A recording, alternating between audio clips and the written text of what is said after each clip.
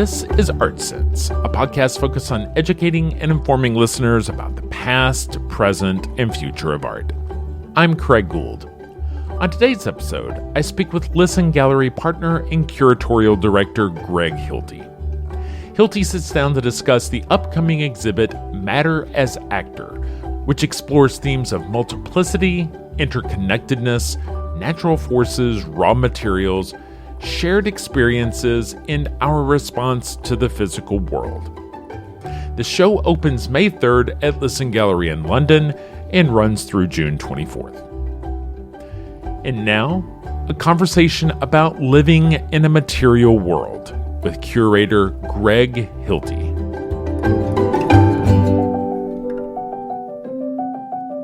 Greg Hilty, thank you so much for joining me this week on the Art Sense podcast.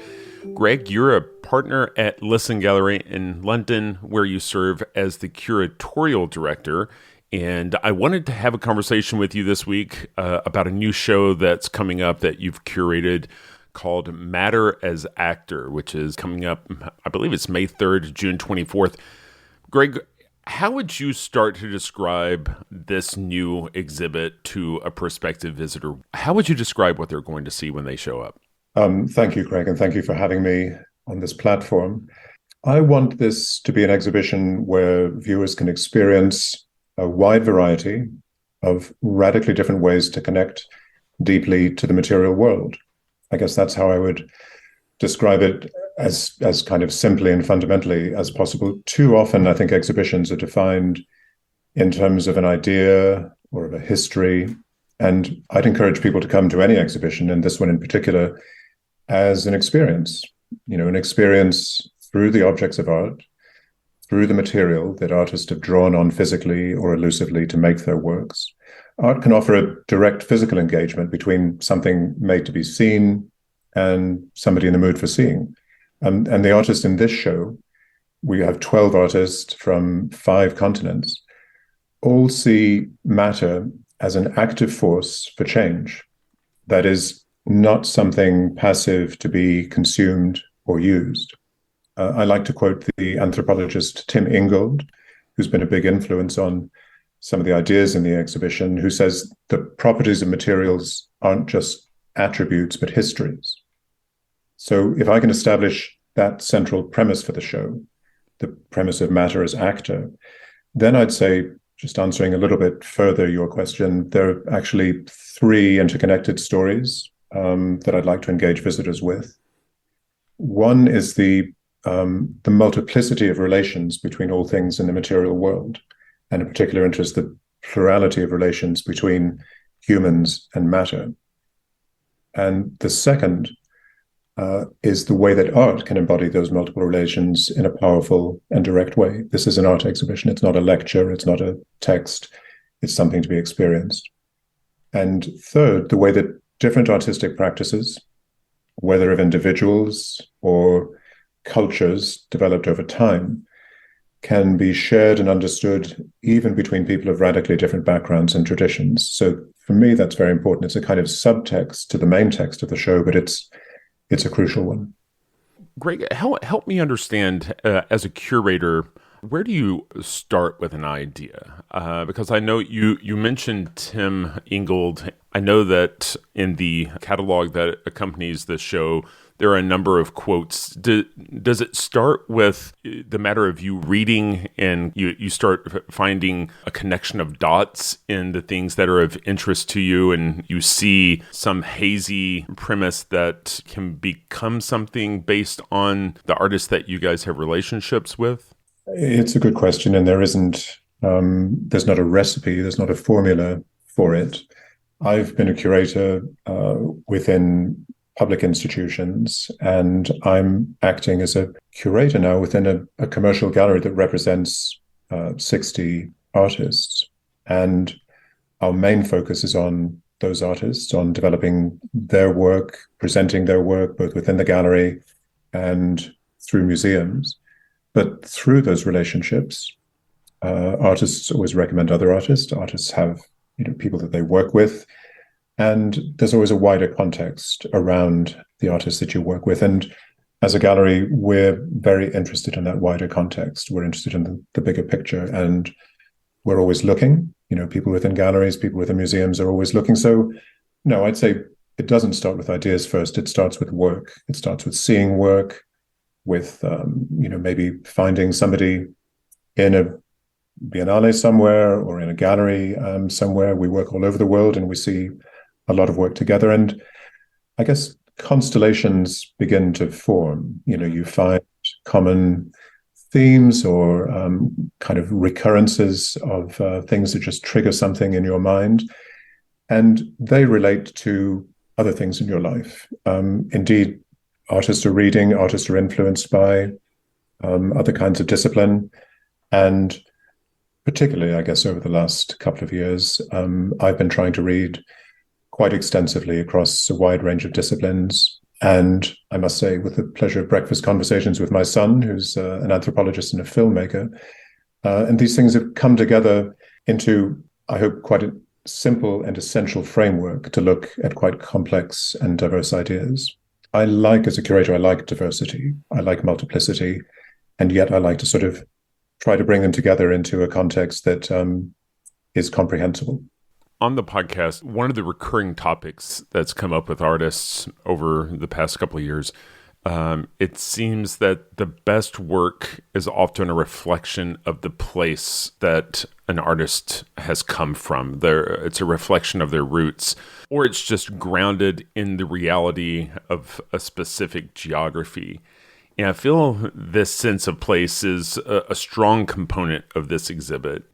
Can you talk about how some artists are evoking the history or scars of a specific place through their compositions, while others are actually using the physical materials harvested or recycled from a specific area to make that connection? I think you're absolutely right. I think place is an essential prerequisite of work. Geography can also often be seen as a barrier. Things from far away can be seen as alien, incomprehensible in terms of language, or incommensurable, to use a powerful, if kind of jargony idea, relating to what we see as the fundamental limits of understanding things that are far away from us or different from us.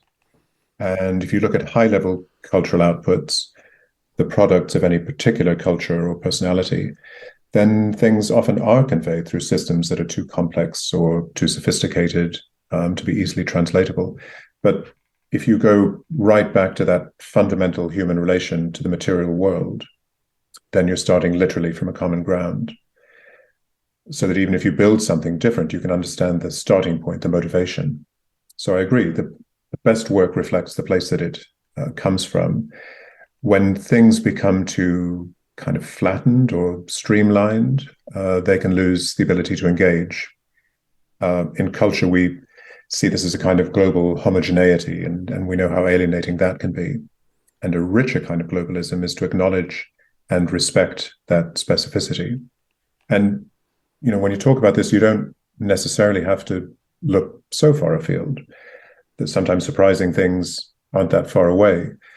In the exhibition, we show work by an artist, Emil Kamp, who is a German architectural photographer who began by studying metallurgy in the 1950s. And we're showing a selection of black and white photographs from his series called Zinc, which was made in the late 1970s. She takes essentially portraits of buildings from a small area on the German-Belgian border around a place called Kelmis, where zinc was mined for centuries. And drawn from the ground, this zinc shaped the landscape and the lives of the people there. Its most obvious presence is the sheets of cladding on buildings, all with unique shapes and decoration. At a micro level, zinc is present in people. And then at a societal level, the unique economy of zinc mining meant that this tiny, tiny patch of land was actually independent of its surrounding nations for 100 years between the end of the Napoleonic Wars and the start of the First World War. And then there's also a fascinating connection between the surface of the zinc that's depicted, that captures time and weather as well as human intervention, and the nature of black and white photography that materially captures light. So yes, in these different ways, place is very, very resonant. In the show, there's also the work of Australian Aboriginal artist Dee Harding, who's working with materials harvested from his geography. I know Richard Long has a history of using clay from the river that he feels like tied to his ancestral roots. It's beyond representing in form, what is going on. It's actually getting to the heart of the composite materials in the work is tied to who these artists are in the experience that they grew up with, correct? Yes, and Richard Long is a really interesting example. I was actually speaking with him just this weekend. His work is very well known for either photographing or writing about or literally presenting in the gallery, as you say, works from the ground, mud or rocks. And there's a material objectivity, there's a modesty, there's just a factuality really about his work that speaks for itself, and it has a kind of mute presence, a very powerful mute presence. But what I found interesting about our conversation over the weekend was how much can come out of that. Richard speaks about animals, for instance. Animals aren't a subject of his work, but as somebody who travels through nature, who engages with nature over decades, they're immensely present around the work. They form a surrounding and a kind of accompaniment to the material presence of his work. So they're very strongly there, even though you don't see them. They're often there actually in some of the text works. Sleep is important. So that the kind of human rhythms of walking, moving, and then resting and sleeping aren't conveyed in the works, but they are an essential component of the work, because he couldn't make them. If you're traveling miles through open countryside, you've got to rest. With rest come dreams. And dreams also focus, they're the subject of some of the text works that Richard writes. He some artists paint their dreams. The surrealists famously painted dreams. Richard doesn't. He doesn't present that in a kind of as an overt storyline, but it's really important to know that it's such an essential aspect of his thinking around the work that has this very straightforward presence. You mentioned Dee Harding, and thank you for raising him. Dee Harding has a really specific place within this exhibition as an Aboriginal artist from Australia. He works with materials and stories, and you might say protocols for engaging with the land of their ancestors. Dee doesn't use materials or forms that have their origins in other parts of the country. For example, sand or bark. Those relate to other peoples, other languages, other cultures, and they're not his to use, really, so he doesn't. So in our exhibition, there's work made of ochre and kaolin from Dee's grandmother's country. But what's interesting about him, land, even as ancient a land as his, isn't static or inert. And obviously colonization has brought new material relations. So Dee uses a blue pigment that has an intensity and a brightness that looks almost like lapis lazuli. Mm-hmm. Actually, it's a bleach. It's called Reckitt's Blue. And it was used in domestic service by many Aboriginal women who were taken from their communities. Mm-hmm. Very different. You set that alongside the ancient materials that had been used traditionally. And I asked Dee what it meant to carry these materials outside their place of origin, as far afield from Australia to London. And I thought his answer was really revealing. Dee speaks powerfully about how their mother, deprived of direct access to her historic landscapes, finds connection to that landscape and its histories through her son's representations of it. So there's a kind of recuperation of a lost relationship, because that land, in many cases, of the ancestors is no longer available. and also about how there's traditionally a generosity in the community's sharing of stories of the land, as long as it's done on their terms and with mutual respect. So Dee's work is carrying forward this generous tradition of sharing, which I find fascinating. When we began, you mentioned that the exhibition includes the work of a host of artists spanning 5 continents. I think what we find is that we as humans are dealing with very similar things regardless of our geography, that there's a commonality between these artists in terms of what they're dealing with ecologically and the things that kind of connect us as humans on a macro level and what these artists are thinking of on a micro level, right? Yes, absolutely. And by chance, just a couple of days after Madras Actor begins in London, we're opening an exhibition of paintings in our New York gallery by the Chinese artist Liu Xiaodong. And his works, painted in a realist tradition that fuses both Western and Chinese traditions, they're highly specifically rooted in a particular place in China. There's a region called Shanbei, which many of us in the West generally know very little about. It's a particular place where Mao and his communist forces were based for some time before their final push for power. So it's really iconic in the mythology of the People's Republic. So the artist shows that, but the people that he paints in situ, he actually paints en plein air, very unusually for a contemporary artist. He shows young kids hanging out in that historic landscape, wearing Gucci knockoff clothes, playing video games. And place can be at once highly specific, historic, distant, and current and relatable. And it's important that we understand that. I wouldn't say that the exhibit is expressly about environmental concerns, but I feel like one of the things that does connect us as a human race right now is our concern for the environment. And I think one of the sub-themes that we can see in the show could be categorized as environmental injustice. Can you kind of talk about where we see that in the exhibit? Sure. It is an important subject. I guess to be honest, I wanted to be a little bit careful for this not to be seen as an environmental exhibition.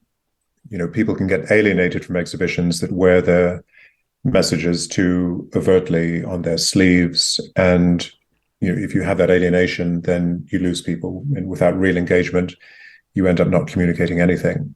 And it absolutely isn't, because I feel that the environmental situation isn't critical or that artists shouldn't address it. Lisson Gallery is a founder member of the Gallery Climate Coalition, and we're working hard to reduce our carbon footprint, as are many galleries, many museums, many other institutions within the art world and in the wider world. But apart from a sense of justice or self-interest or even guilt, I think art is one of the means by which people can comprehend what you might call the ontological foundations of environmental justice. If everything depends on everything else, in a complex web of relationships of power and agency, as this exhibition proposes, then of course you need to respect all the interrelated behaviors around those relationships. So colonization, extraction, monopolization, degradation have no place in a world where relationships exist in a powerful but delicately constructed balance. So I'm trying to sort of get to the fundamentals, ontological fundamentals as I describe them, and depicted through the presence of art in its own terms to convey the underpinnings of what might be the environmental, more overt environmental subject. There are works in the show by artists for whom environmental justice is a key preoccupation. Ottobong Nakanga is a very important example. She uses organic and non-organic matter through installation, performance, photography, sculpture, and other media to convey very complex stories about the relations between the global North and the global South. So yes, the subject matter is in the exhibition. Overall, it takes a bit of a step back from that as a specific subject. I understand that Audubon Nkenga will be performing at an opening on the 2nd of May. Can you tell us a little bit about what visitors would have in store for them at that event? Well, I'm hoping that visitors and we have in store to be surprised. So I'm not really talking about it, but she has made performances using the sculptures in the exhibition before. It changes from time to time, and it changes in the specifics of the exhibition. So we're going to have to wait until Tuesday the 2nd to find out. I feel like the exhibit is about our interconnected species. It's how we interact with the physical world. But I feel like there are certain pieces that really look closely at the state of matter, the unique properties of physical materials, right? Some of the really captivating pieces in the exhibit utilize natural forces in their creation, like Lauren Casadilla's work with an electromatic process, or the work of Lucy Raven. Can you kind of talk about the beauty and natural order, and how we as humans can respond to these unique things that we see these artists capturing using what would be natural forces? You're absolutely right to point that as an important sub-theme in the exhibition, which actually begins with the work of Lauren Calzadilla and their work. It's one piece that does appear as an organic abstraction. Its medium is magnetite, which is iron oxide, and the filings of iron oxide are placed on linen and subjected to an electric current, an electromagnetic force that moves the filings into these sort of pulsing patterns that are then fixed into the rather beautiful abstract composition that you see in the work. But so yes, there is this sort of sense of essential physical force. But what you see is only the end product of multiple complex relationships that are conveyed in the work's very long title.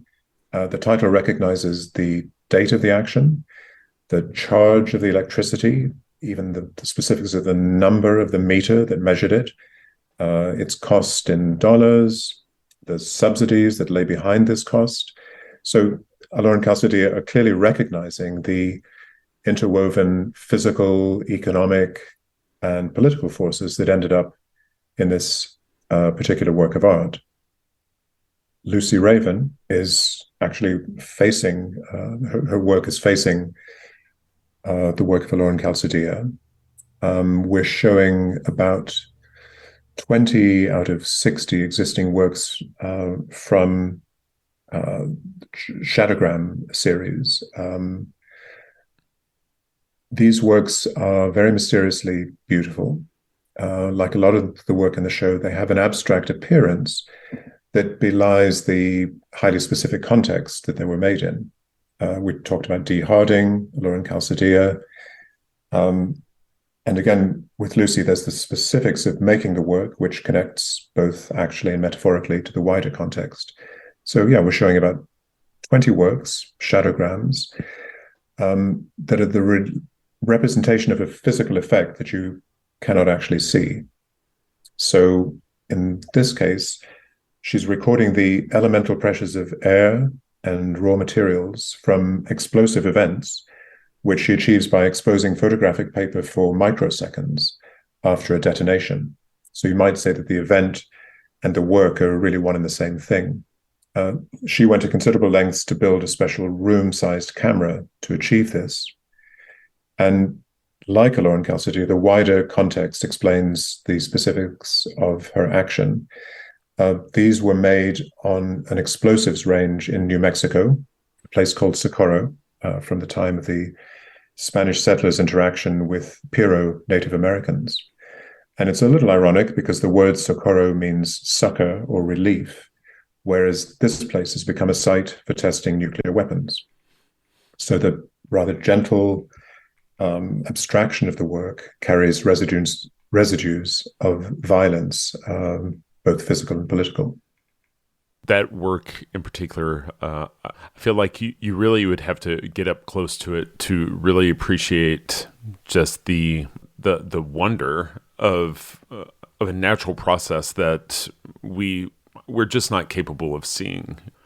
You're kind of looking into the abyss, and that abyss is created in a microsecond in a man-made natural phenomenon.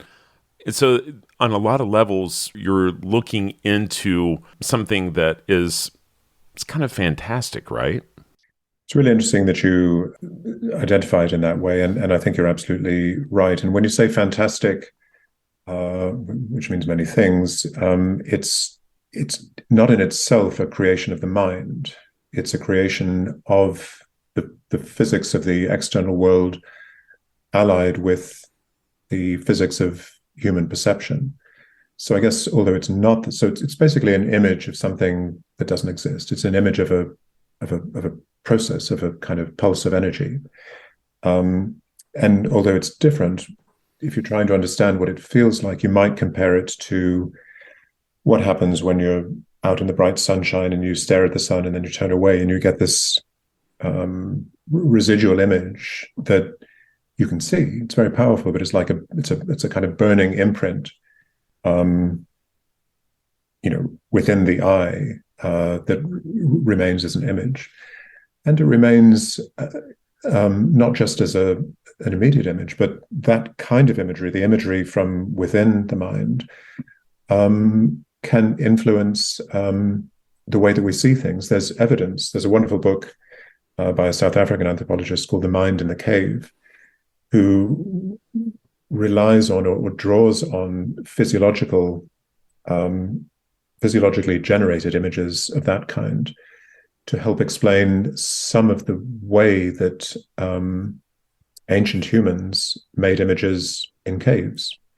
There's an interrelation between in the cave paintings between the images that were already inside people's heads, like that, what they saw in nature, where they chose to record their images, which were in caves which had no natural light. So they were using torches to illuminate them. So there was a kind of flickering insubstantiality and the shape of the cave. So I think while that's not directly conveyed within this exhibition, that kind of relation between the internal physiology of our brains, what we see, what we use to depict things, and where we depict them, those are all intimately related, and they are the cumulative meaning of the work of art.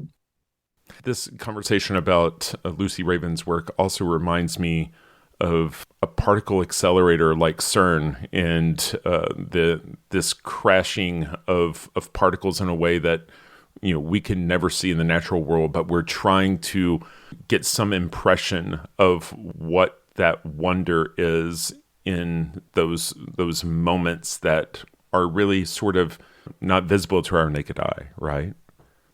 Absolutely. And just coming back to the beginning of the exhibition where we show Alain Calsadilla and Lucy Raven, within the same room is work by a very, very different artist, Zhan Wang, a Chinese sculptor from Beijing, who I saw an exhibition of his in Beijing maybe 10 years ago, which was the remnants or the traces of an action that he carried out where he took a boulder into the desert and blew it up, basically. And then he recovered the fragments of this explosion. And his habit is to take rocks, either rocks that he created in that way or the old Chinese tradition of scholars' rocks, so rocks that are found from nature and really presented just as themselves to be contemplated for what they tell us is in a kind of meditative way about the natural world. But he hammers steel over them and then removes the steel, and so there's an image of the rock made in steel. So the exhibition that I talked about had thousands of fragments of steel frozen in air as if they were flying through space, which was an incredibly powerful project. In this exhibition, he's taken this same idea of the scholar's rocks. He's then split the rocks so that you have both a natural surface and a very smooth human surface. And one of the points of the steel, I mean, it's interesting visually because it reflects, the world around it, whereas a rock is a kind of obdurate thing that is just present, whereas the steel brings the world into it and it makes it kind of more liquid. So he's made a number of these pieces. They're cumulative. There's one piece, then the next one on a separate plinth has two pieces, and then three. It's not quite as sort of mathematical as that, but there's a sense of a kind of growing.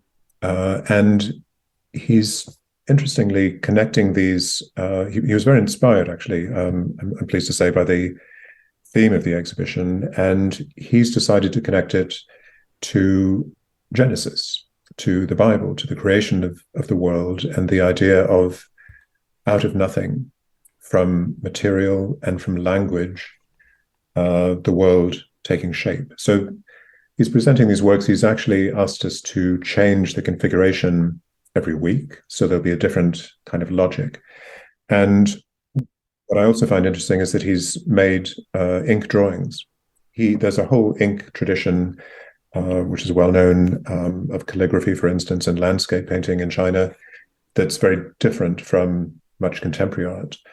And in some ways, he's bringing it together there. He's invoking some of the traditions and philosophies of Taoism and their relevance, the idea of this continuum, really, of material and of existence and thought that has a very ancient representation and articulation in Taoist philosophy.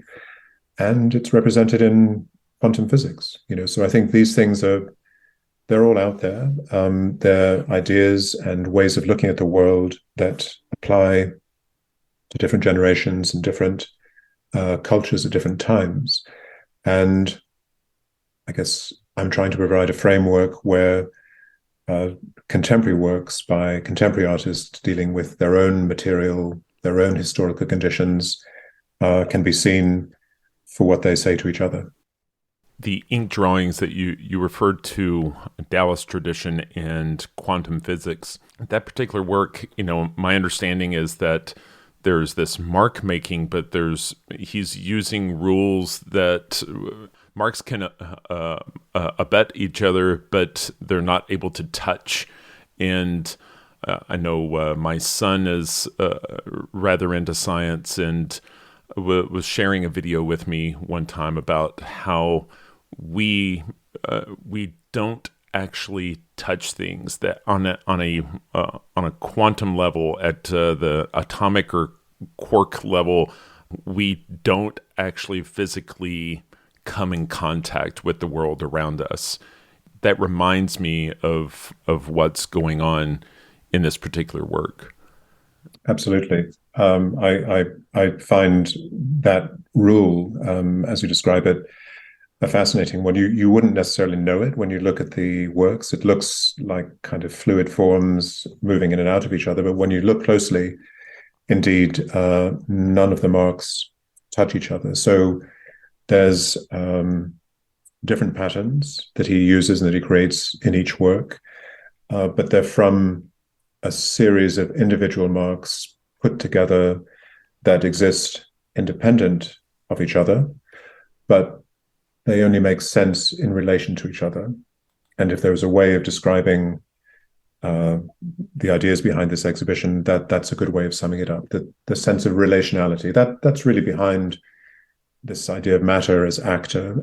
I'm not proposing, and most of the artists in the exhibition wouldn't follow a philosophy of, say, animism, where inanimate material has has consciousness. That's fine. There's long traditions of that, and it's extremely interesting. But the show doesn't depend on that. The idea of matter as actor is that material substances exist in relationship to each other and have a profound impact on each other.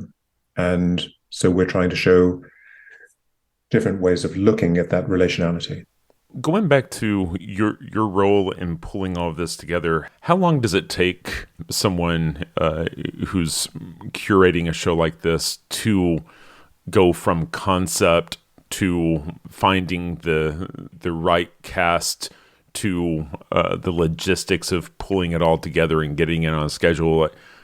How long have you been working on putting this particular show together?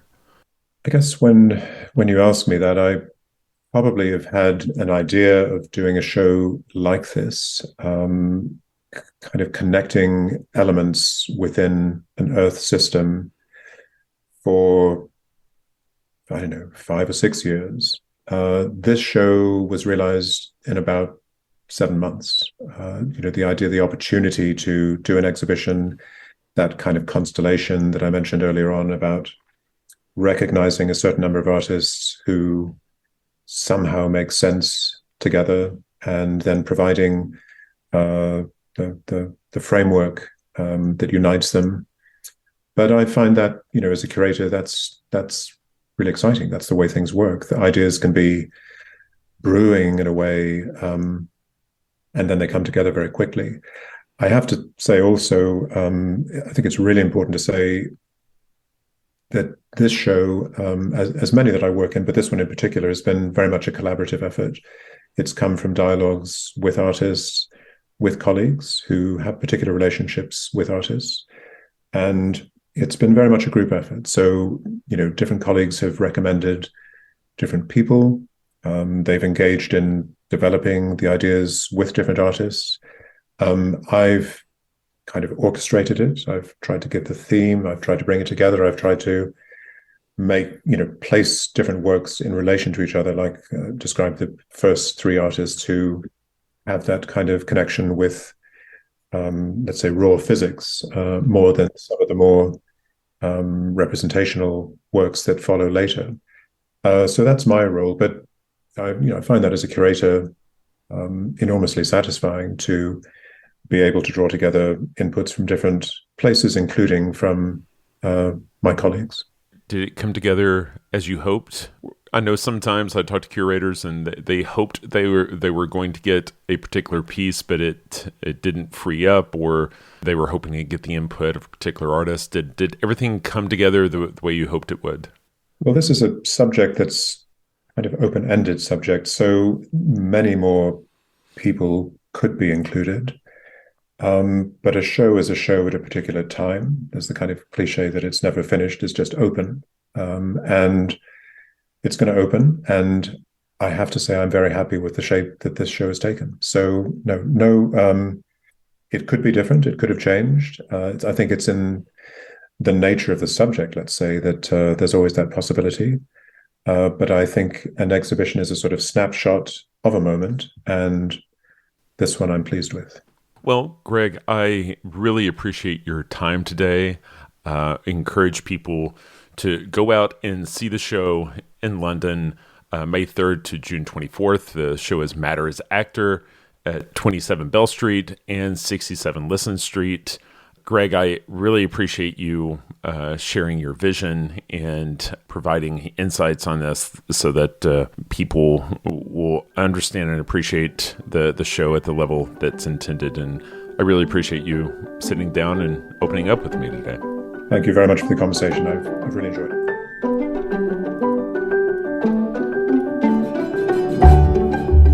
That's all the time we have for this week. You've been listening to ArtSense. You can find the show on Apple Podcasts, iTunes, Google Play, Stitcher Radio, Spotify, or your favorite podcast app. If you've enjoyed this podcast, be sure to subscribe. And while you're there, please rate the show and leave a quick review. Your feedback is the key to other folks finding us. And if you'd like to see images related to the conversation, read the transcript, and find other bonus features, you can go to cambia.art and click on the podcast tab. If you'd like to reach out to me, you can email me at craig@cambia.art. Thanks for listening.